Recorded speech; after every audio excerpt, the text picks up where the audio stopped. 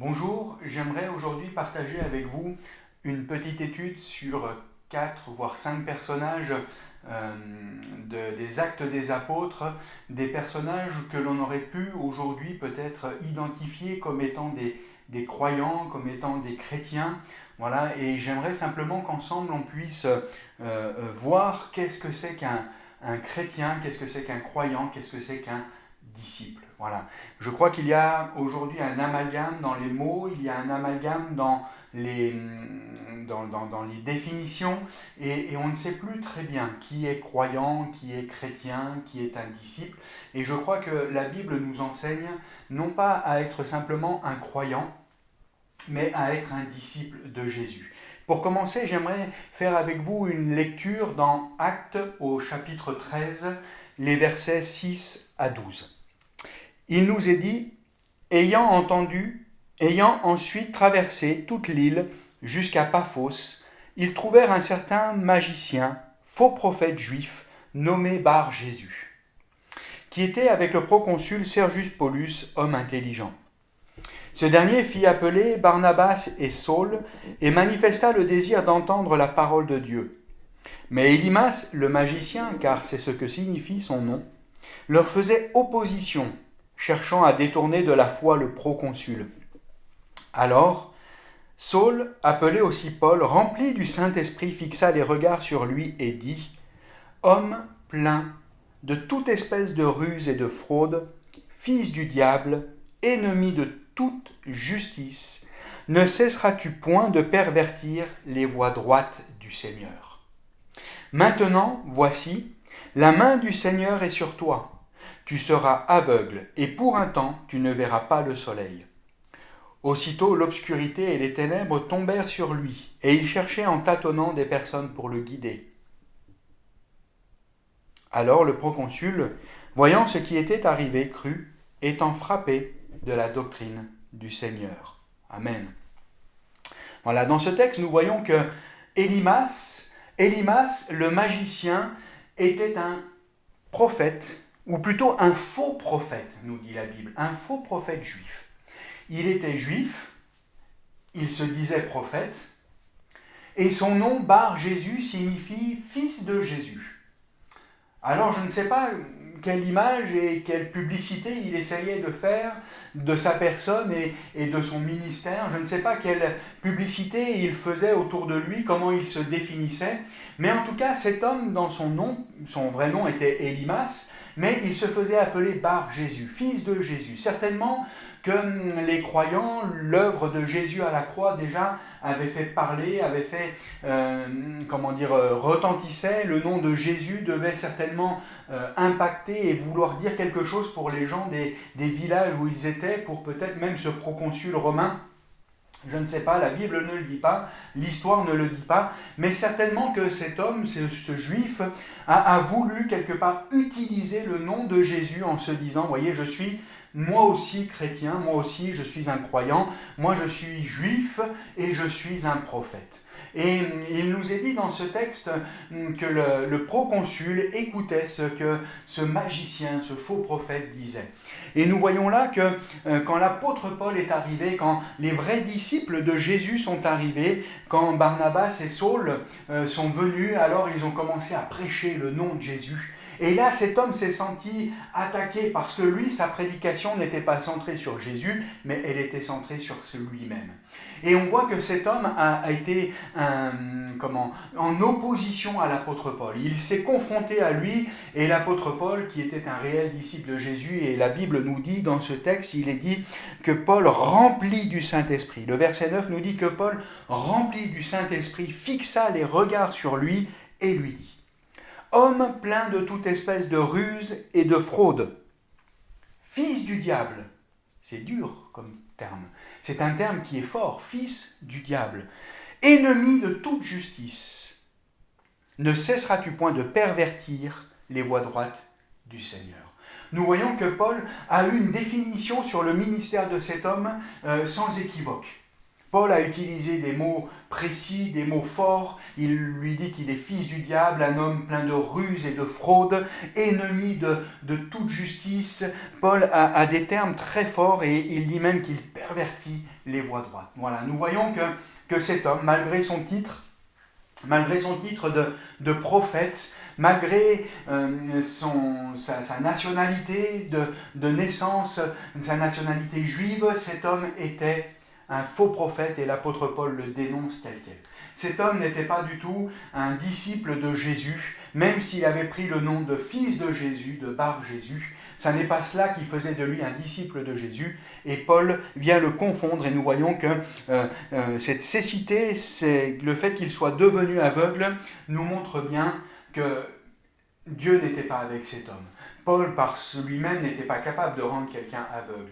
Si Paul a parlé, si Paul a ainsi condamné cet homme physiquement, c'était afin de dévoiler ses œuvres qui étaient mauvaises. C'était afin que les gens puissent réaliser que cet homme n'était pas un véritable disciple de Jésus. Voilà, c'était le premier exemple que je voulais voir avec vous, et on voit que cet homme s'opposait à la vraie prédication de la parole de Dieu. Cet homme s'opposait aux vrais disciples de Jésus qui étaient Saul et Barnabas, l'apôtre Paul et Barnabas. On voit que cet homme était en opposition contre eux et nous voyons que cet homme n'était pas du tout un disciple de Jésus-Christ. Le deuxième personnage que j'aimerais voir avec vous est aussi un personnage bien connu, c'est une femme, et nous allons lire ce texte dans Actes au chapitre 16, les versets 12 au verset 19. Il nous est dit, « De là, nous allâmes à Philippe, qui est la première ville d'un district de Macédoine et une colonie. Nous passâmes quelques jours dans cette ville. Le jour du sabbat, nous nous rendîmes hors de la porte vers une rivière où nous pensions que se trouvait un lieu de prière.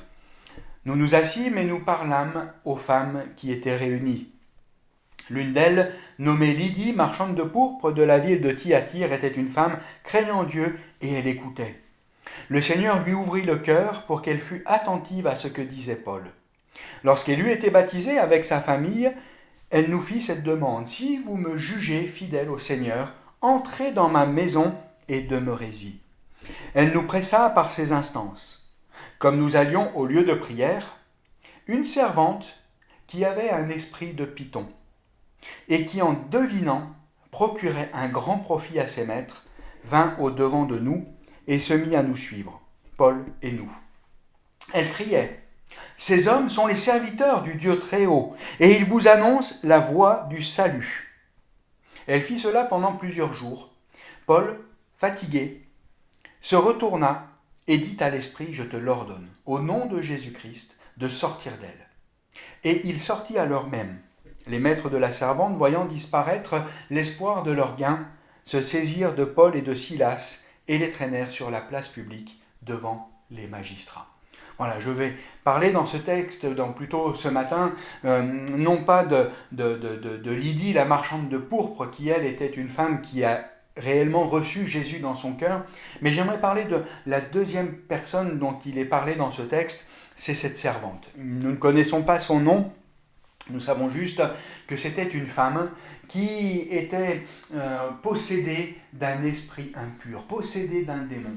Aujourd'hui, nous avons peut-être du mal à réaliser qu'il y a des cas de possession. Et cette femme, pourtant, elle avait cette faculté de pouvoir deviner, de pouvoir dire l'avenir, de pouvoir dévoiler les cœurs, de pouvoir dire des choses qui étaient là. Et ses maîtres, ses propriétaires, puisqu'elle était esclave, l'utilisaient pour gagner de l'argent. Ils l'utilisaient pour gagner de l'argent en utilisant ce don de divination qu'elle avait. Il faisait tout un commerce autour.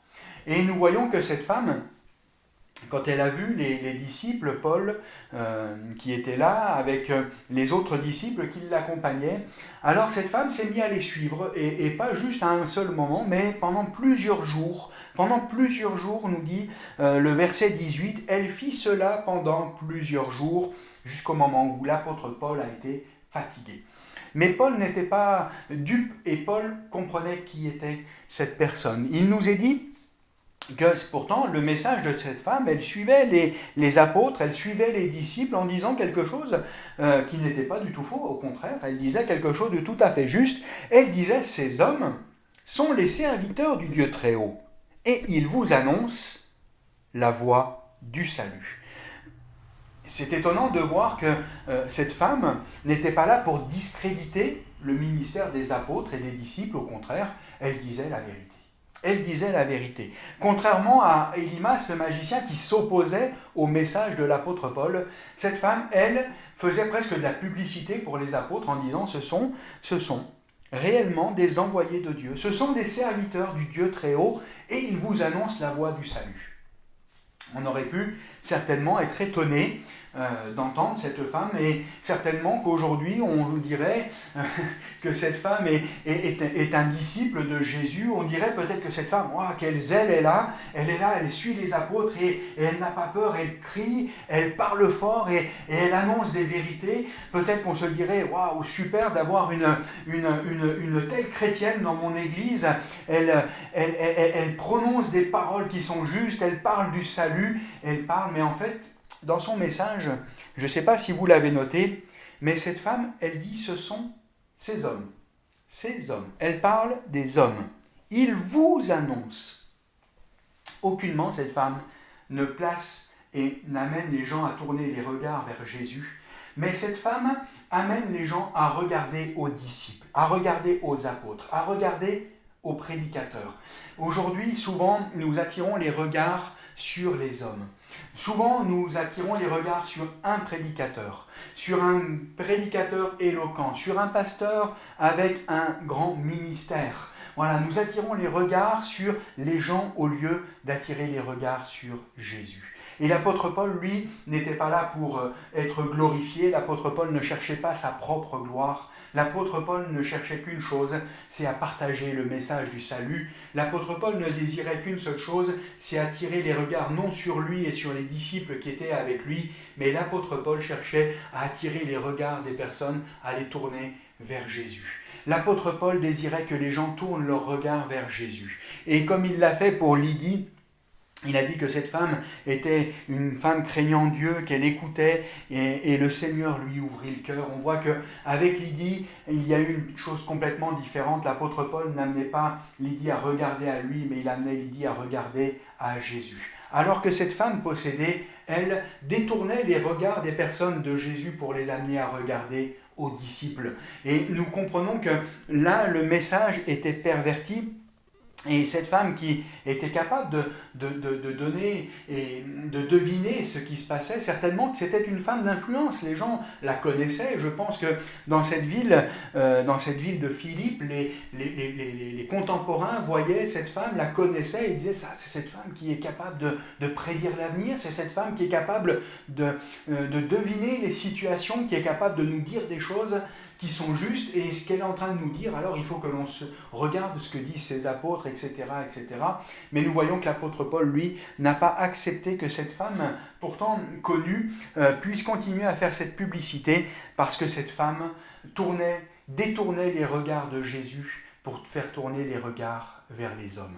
Et aujourd'hui, trop de messages, trop de prédicateurs, à mon sens, font tourner les regards vers eux. Le désir de mon cœur ce matin, c'est de vous partager cela, c'est que vous puissiez tourner les regards vers Jésus. Détourner les regards d'un prédicateur, détourner les regards d'un homme, détourner les regards d'un ministère, aussi grand et aussi important soit-il, aussi beau soit-il, détournez les regards des hommes et tournez vos regards vers Jésus. Ne laissons pas les gens détourner nos regards de notre Sauveur. Celui qui nous a sauvés, ça n'est pas un homme. Celui qui nous a sauvés, c'est Jésus. Celui qui nous a délivrés de nos péchés, c'est Jésus. Celui à qui nous devons toute reconnaissance, c'est Jésus. Un jour, quelqu'un m'a parlé de Jésus. Et merci Seigneur pour cette personne qui a été mise sur mon chemin pour me parler de ma vie, pour me parler de mon péché, pour me parler de ce que Jésus pouvait faire pour moi. Mais cette personne aussi importante a-t-elle pu être à un moment donné dans ma vie, Elle n'est pas quelqu'un pour qui je voue une dévotion. Le seul pour qui j'ai une dévotion, c'est pour mon Dieu, c'est pour Jésus. Parce que celui qui a réellement agi, ça n'est pas le messager, mais c'est celui qui a fait la délivrance dans ma vie, c'est Jésus-Christ. Celui qui m'a libéré, délivré de mon péché, c'est Jésus qui est mort sur la croix. Celui qui a permis que ma vie soit transformée par l'action du Saint-Esprit, c'est Jésus par sa mort rédemptrice à la croix. Celui qui m'a libéré de tout ce qui pouvait oppresser mon cœur, de tout ce qui pouvait me tenir lié dans ma vie, celui qui m'a libéré, ça n'est pas le messager. Le messager n'a fait que me permettre de tourner les regards vers Dieu, de comprendre qui j'étais, de comprendre ce que j'avais dans mon cœur, ce qui était ma vie.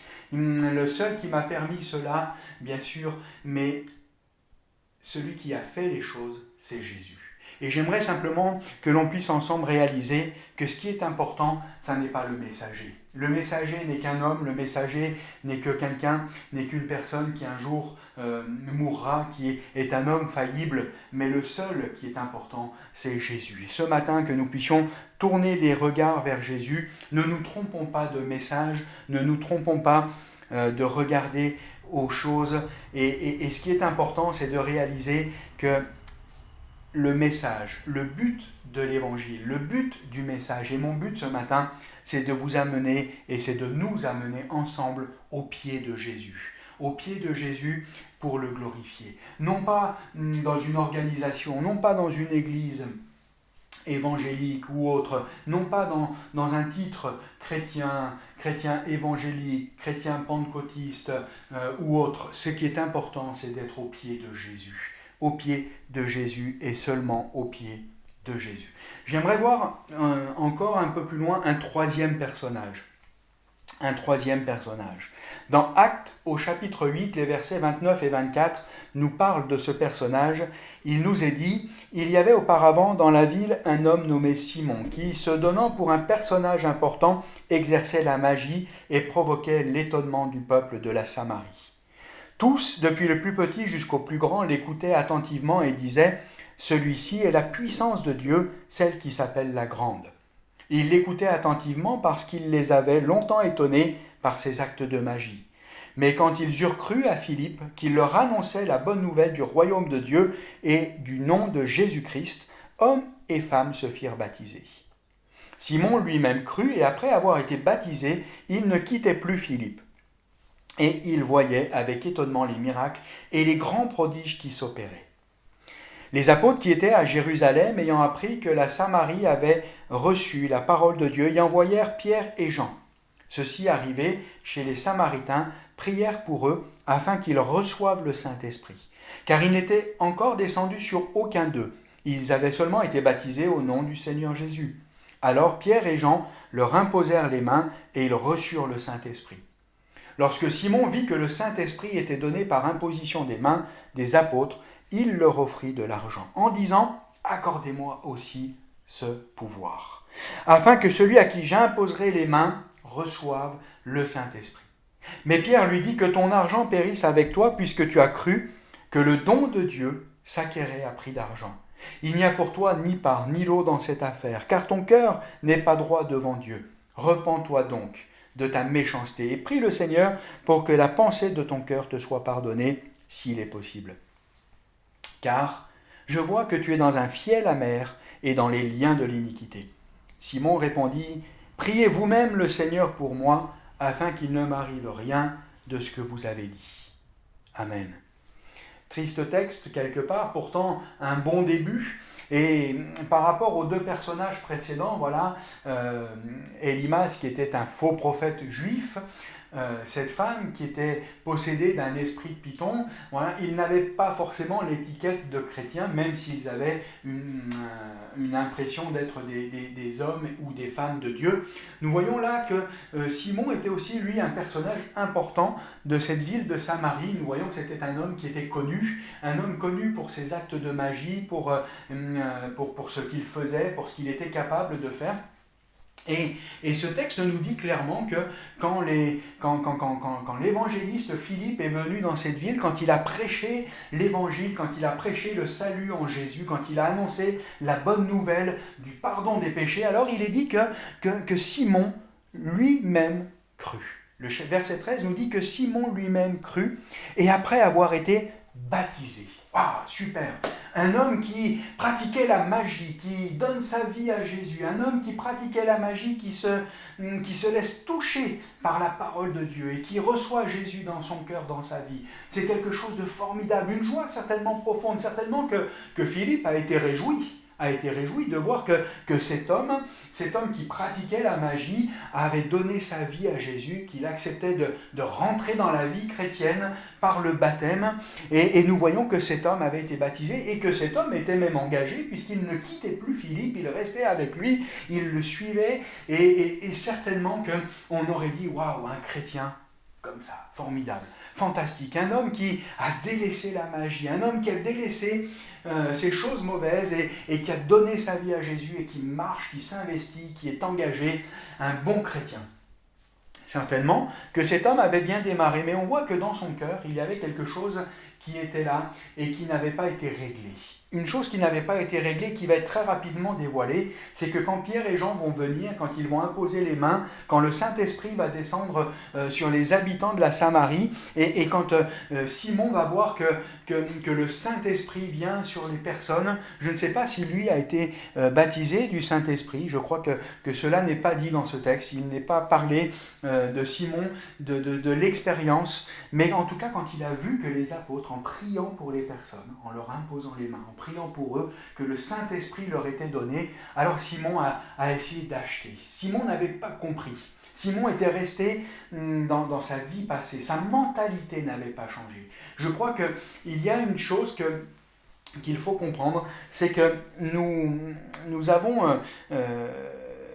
on peut recevoir le message de l'Évangile, on peut croire au message de l'Évangile, on peut même s'engager par les eaux du baptême, on peut pratiquer des actes religieux, on peut donner cette impression d'avoir été transformé à l'intérieur. Mais je pense que Simon, il lui manquait une chose.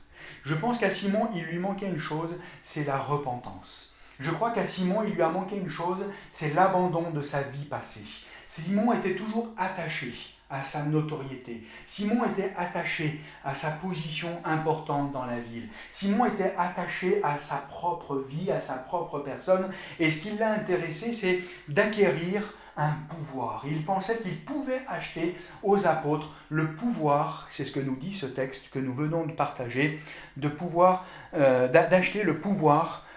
Le verset 19, « Accordez-moi aussi ce pouvoir afin que celui à qui j'imposerai les mains reçoive le Saint-Esprit. » Simon n'avait pas eu de repentance. Simon n'avait pas abandonné sa vie passée. Il n'avait pas laissé son cœur être transformé par l'action du Saint-Esprit.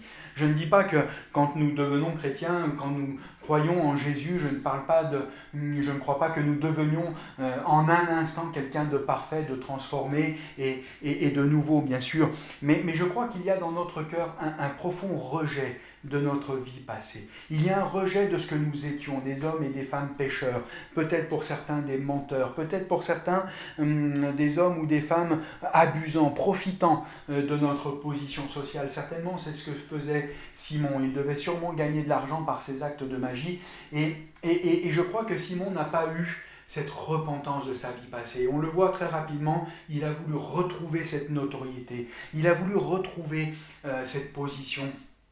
Et en suivant Philippe, en suivant Pierre et Jean, il a voulu recevoir quelque chose. Et je crois que ça n'est pas l'apparence. Simon croit, il est baptisé, il devient en apparence un croyant, mais en réalité, il n'en a que l'apparence. Il n'en a que l'apparence, car son cœur reste attaché à sa gloire personnelle et à l'argent. Nombreux sont ceux qui utilisent la parole de Dieu pour leur profit personnel. Voilà, je passerai simplement rapidement sur ce personnage. Je n'irai pas plus loin sur cet homme d'apparence pour parler d'un autre personnage d'apparence, ou plutôt d'un couple d'apparence chrétienne. Nous les trouvons dans Actes au chapitre 5, versets 1 à 11. Il est dit « Mais un homme nommé Ananias et sa femme Saphira vendit une propriété. Il retient une partie du prix, sa femme le sachant, puis il apporta le reste et le déposa aux pieds des apôtres. Pierre lui dit « Ananias, pourquoi Satan a-t-il rempli ton cœur, au point que tu mentes au Saint-Esprit et que tu aies retenu une partie du prix du champ ? S'il n'avait pas été vendu, ne te restait-il pas, et après avoir été vendu, le prix n'était-il pas à ta disposition ? Comment as-tu pu mettre en ton cœur un pareil dessein ? Ce n'est pas à des hommes que tu as menti, mais à Dieu. » Ananias, entendant ces paroles, tomba et expira. Une grande crainte saisit tous les auditeurs. Les jeunes gens s'étant levés, l'enveloppèrent, l'emportèrent et l'ensevelirent. Environ 3 heures plus tard, sa femme entra, sans savoir ce qui était arrivé. Pierre lui adressa la parole et dit « Dis-moi, est-ce à ce prix que vous avez vendu le champ ?» ?»« Oui, répondit-elle, c'est à ce prix-là. » Alors Pierre lui dit « Comment vous êtes-vous accordé pour tenter l'Esprit du Seigneur ? Voici ceux qui ont enseveli ton mari sont à la porte, et ils t'emporteront. » Au même instant, elle tomba aux pieds de l'apôtre et expira. Les jeunes gens, étant entrés, la trouvèrent morte, ils l'emportèrent et l'ensevelirent auprès de son mari. Une grande crainte s'empara de toute l'assemblée et de tous ceux qui apprirent ces choses. Triste histoire encore une fois d'un couple qui avait l'apparence, d'un couple qui était dans l'église, d'un couple qui était là dans l'église naissante de Jérusalem. Et je crois que si le Saint-Esprit a agi de cette manière forte, c'était aussi pour que nous puissions réaliser que nous avons besoin non pas d'adhérer. Nous n'avons pas besoin d'adhérer à une religion.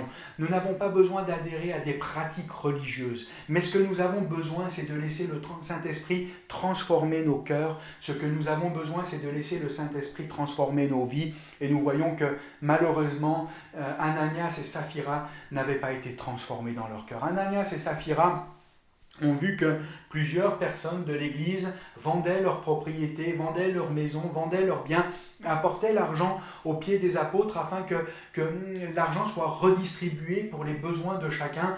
Et Ananias et Saphira ont voulu faire la même chose. Personne ne leur a demandé de le faire, mais ils ont voulu paraître. Encore une fois, ils ont voulu avoir l'apparence et la pratique religieuse. Alors ils ont vendu leurs propriétés et ils ont apporté l'argent en faisant croire qu'ils donnaient la totalité. Et Pierre leur dit simplement, mais vous n'étiez pas obligé de vendre votre propriété, vous pouviez la garder pour vous, il n'y avait aucun problème à cela, et même une fois vendue, il vous était tout à fait possible de garder une partie de l'argent pour vous et de donner une autre part. On voit que là que les apôtres ne demandent absolument pas des comptes sur la quantité d'argent qui est donnée ou de ce qui est donné, mais l'apôtre Pierre demande des comptes sur la manière dont les choses sont faites. Et on voit que simplement le cœur d'Ananias et Saphira n'avait pas été non plus transformé. Ils avaient le titre de chrétiens, ils étaient membres de l'église de Jérusalem, mais leur cœur, leur vie n'avait pas été transformée. Et on voit que le Saint-Esprit dans cette église naissante vient et va juger d'une manière forte ce couple, je crois, afin de montrer que celui qui a une pratique religieuse, mais qui n'a pas au fond une réelle transformation de sa vie, alors sa pratique est inutile. Et que la finalité, ça n'est pas une vie éternelle auprès de Dieu, ça n'est pas la vie éternelle et ça n'est pas le paradis qui l'attend, mais c'est la mort et la mort éternelle. Et je crois qu'au travers de ce texte, nous pouvons dire que celui qui a simplement une pratique religieuse, mais qui n'a pas mis sa vie totalement en règle, celui qui n'a pas laissé le Saint-Esprit transformer son cœur, alors il n'héritera pas de la vie éternelle, mais qu'il restera condamné, qu'il restera sous la puissance du péché. Et je crois que le Saint-Esprit a voulu nous montrer cela au travers de ce texte.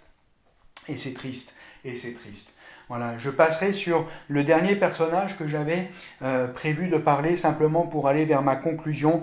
Ma conclusion est dans ce texte de Matthieu chapitre 28, versets 19 et verset 20. « Allez, faites de toutes les nations des disciples, baptisez-les au nom du Père, du Fils et du Saint-Esprit, et enseignez-leur à mettre en pratique tout ce que je vous ai prescrit. Et moi, je suis avec vous tous les jours jusqu'à la fin du monde. » C'est une parole de Jésus qui est d'une grande importance, parce que ce texte nous dit « Allez, faites de toutes les nations des disciples ».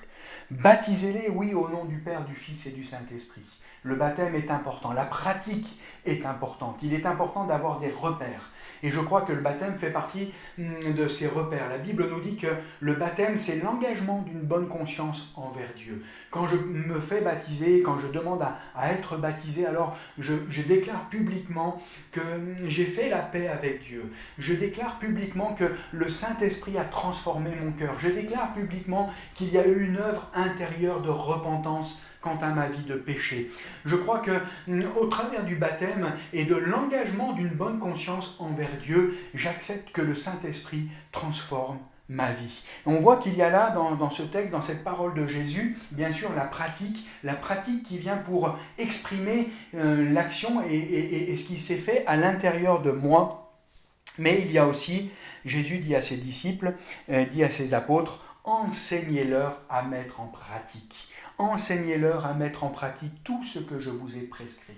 Jésus ne nous demande pas simplement de vivre des choses, mais il nous demande de mettre en pratique ce que lui nous a prescrit.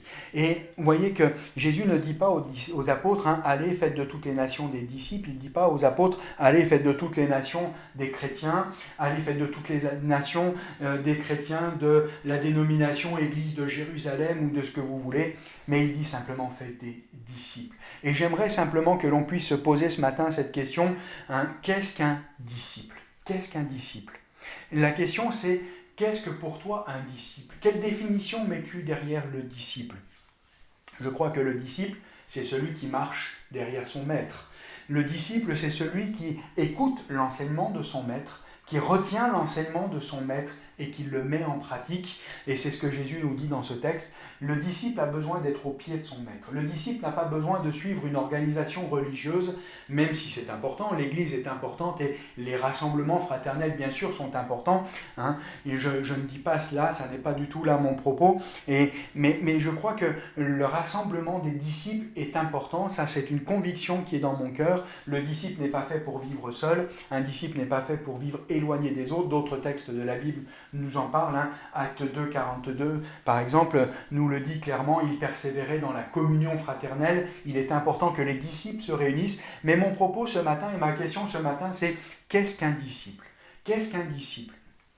Le disciple, je crois, c'est celui qui a reçu déjà dans son cœur la révélation de qui est Jésus. Jésus nous dit dans l'évangile de Matthieu, au chapitre 4, versets 17 à 19, il est dit, ou plutôt versets 17 et 19, je ne lirai pas le verset 18, « Dès ce moment, Jésus commença à prêcher et à dire « Repentez-vous ». Vous voyez, première étape, la repentance. Et je crois que c'est ce qui a manqué à tous ces personnages dont nous avons parlé précédemment. « Repentez-vous, car le royaume des cieux est proche. Repentez-vous ». Puis il leur dit, au verset 19, « Suivez-moi, et je vous ferai pécheurs d'hommes. » Suivez-moi. Se repentir et suivre Jésus. Voilà ce qui définit un disciple. Celui qui s'est repenti de ses mauvaises actions, de sa vie passée, celui qui a compris que Jésus à la croix donnait sa vie afin de purifier, laver de tout péché, celui qui a compris que Jésus à la croix payait le prix de sa condamnation. J'ai compris un jour dans ma vie que Jésus était mort pour moi à la croix, ou plutôt que Jésus était mort à ma place à la croix. C'est moi qui aurais dû mourir et c'est Jésus qui est mort à ma place afin de me donner sa vie en échange. Et quand j'ai compris cela, il s'est passé en moi, par l'action du Saint-Esprit dans mon cœur, cette repentance, où j'ai demandé pardon à Dieu pour ma vie passée, où j'ai demandé à Dieu pardon pour les temps d'ignorance, pour toute ma vie où je n'avais pas compris que Dieu m'aimait et que Dieu était là pour moi. Mais après cette repentance, j'ai eu besoin de faire cette deuxième chose, c'est de suivre Jésus, d'obéir à cette indication de Jésus, suivez-moi, suivez-moi. Et pour suivre quelqu'un, il faut être proche. Je ne peux pas suivre quelqu'un qui est à des kilomètres de moi. Pour suivre quelqu'un, j'ai besoin d'être proche de lui. J'ai besoin d'être à son contact. Et plus je suis proche de la personne, et plus je vais la voir, plus je vais l'entendre, mieux je vais comprendre ses actions et aussi je pourrai lui poser les questions dont j'ai besoin. Le disciple, c'est celui qui, bien sûr, a mis sa vie en règle avec Dieu, mais c'est celui aussi qui marche et qui suit de près Jésus. Le véritable enfant de Dieu, c'est celui qui a abandonné sa vie passée en réalisant l'œuvre de la croix et qui marche à la suite de Jésus, proche de lui, respectant sa parole, ses paroles. Pour cela, il écoute ce que Jésus a à lui dire. Voilà pourquoi nous avons besoin de lire et de méditer la parole de Dieu. Pourquoi est-ce que j'ouvre la Bible chaque jour? Pourquoi est-ce que je lis la Bible chaque jour depuis maintenant bientôt 30 ans? Parce que j'ai besoin d'entendre les paroles de mon maître. J'ai besoin d'entendre ce que Jésus a à me dire. Pourquoi est-ce que j'aime prendre le temps de lire la Bible et de la méditer? Parce que j'ai besoin que le Saint-Esprit me révèle ce que Jésus a à me dire pour ma vie. La parole de Dieu, bien sûr, et de passer aussi du temps dans la prière avec Jésus, de pouvoir lui parler et de pouvoir l'écouter afin de recevoir ses instructions. Je crois que c'est là la définition du disciple. Le disciple a réglé les problèmes de sa vie passée. Il ne garde rien de ses frustrations du passé, de ses blessures. Il règle tout cela. Il a besoin de régler tout cela et sans tarder afin de devenir ce que la Bible appelle une nouvelle création.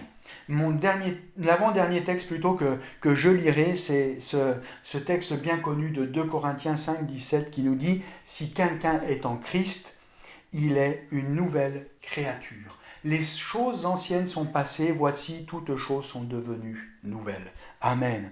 Alors je ne pense pas que, bien sûr, ça soit d'une manière instantanée où tout est réglé, où tout est effacé, mon cœur est transformé, changé, ma mentalité est complètement changée. Non, il y a un travail, il y a un cheminement qui se fait et le travail commence au moment où je règle, où je suis en Christ. Si quelqu'un est en Christ, je crois que le travail commence à ce moment-là. Si quelqu'un est en Christ, alors il devient une nouvelle créature.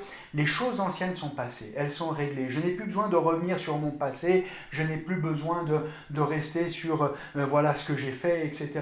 Jésus a pardonné tout cela, c'est réglé une bonne fois pour toutes. Je suis une nouvelle création en marche avec une croissance qui se fait petit à petit. Je suis transformé par l'action du Saint-Esprit dans ma vie. Je marche proche de mon Seigneur pour recevoir, apprendre de lui.